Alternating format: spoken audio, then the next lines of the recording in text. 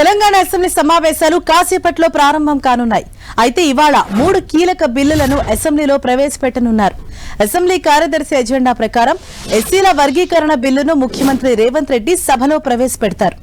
ఆ తర్వాత బీసీ సంక్షేమ శాఖ మంత్రి పొన్నం ప్రభాకర్ ఎస్సీ, ఎస్టీ, బీసీలకు విద్యా, ఉద్యోగ రంగాల్లో రిజర్వేషన్లు కల్పించే బిల్లుతో పాటు బీసీలకు ప్రత్యేకంగా స్థానిక సంస్థల్లో రిజర్వేషన్లు కల్పించే బిల్లును ప్రతిపాదిస్తారు. మంత్రి కొండా సురేఖ మరో బిల్లును ప్రవేశపెడతారు. తెలంగాణ ధార్మిక, హిందూ మత సంస్థల బిల్లుకు ఆమె సవరణను ప్రతిపాదించనున్నారు. ఇదే విషయంపై మరింత సమాచారంతో మా ప్రతినిధి కరుణాకర్ మనకు అందుబాటులో ఉన్నారు. కరుణాకర్, ఇవాళ అసెంబ్లీలో ఏ బిల్లు చర్చకు రాబోతున్నాయి, ఏ అంశాలకు సంబంధించి ప్రస్తావనకు రాబోతున్నాయి?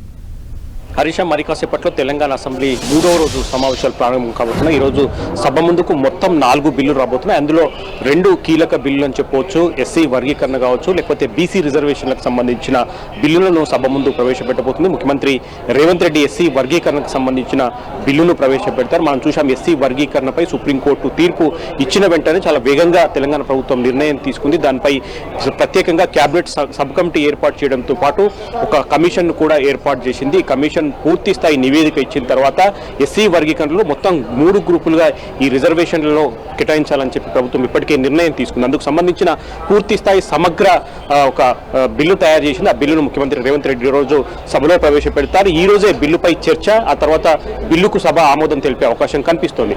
ఇక బీసీ రిజర్వేషన్లపై మనం చూసాం, ప్రభుత్వం ప్రత్యేకంగా బీసీ రిజర్వేషన్లను ప్రతిష్టాత్మకంగా చేపట్టింది. ఇప్పటికే కులగణన చేపట్టిన తర్వాత బీసీ రిజర్వేషన్లకు చట్టబద్ధత కల్పించాలని చెప్పి నిర్ణయం తీసుకుంది. అందులో భాగంగా మొత్తం బీసీ రిజర్వేషన్లకు సంబంధించి 2 బిల్లులను ప్రభుత్వం సభలో ప్రవేశపెట్టబోతుంది. మంత్రి పొన్నం ప్రభాకర్ 2 బిల్లులను సభలో ప్రవేశపెడతారు. బీసీ, ఎస్సీ, ఎస్టీలకు ఉద్యోగ ఉపాధి అవకాశాలకు సంబంధించి ఒక ప్రత్యేక బిల్లును సభలో ప్రవేశపెడుతున్నారు. దాంతోపాటు స్థానిక సంస్థల్లో రిజర్వేషన్లకు, బీసీలకు సంబంధించిన రిజర్వేషన్లకు సంబంధించి మరో ప్రత్యేక బిల్లును సభలో ప్రవేశపెడుతున్న పరిస్థితిని మనం చూస్తున్నాం. మొత్తం మీద విద్యా, ఉద్యోగ, ఉపాధి అవకాశాలతో పాటు స్థానిక సంస్థల ఎన్నికల్లో బీసీలకు 42% రిజర్వేషన్లు కల్పించే ఈ బిల్లు చాలా ప్రతిష్టాత్మకంగా ప్రభుత్వం తీసుకుంది. కాబట్టి ఈ బిల్లును ఈరోజు ప్రవేశపెట్టిన తర్వాత దీనిపై రేపు సభలో చర్చ జరిగే అవకాశం కనిపిస్తుంది. దాంతోపాటు పొట్టి శ్రీరాములు తెలుగు యూనివర్సిటీకి సంబంధించిన చట్ట సవరణ బిల్లును కూడా సభలో ప్రవేశపెడుతున్నారు.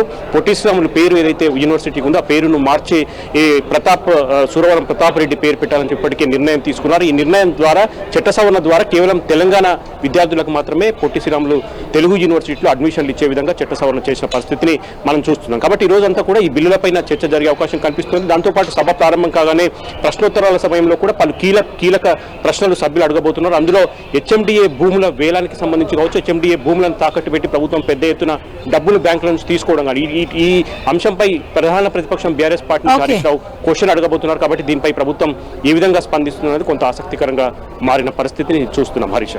థాంక్యూ కరుణాకర్.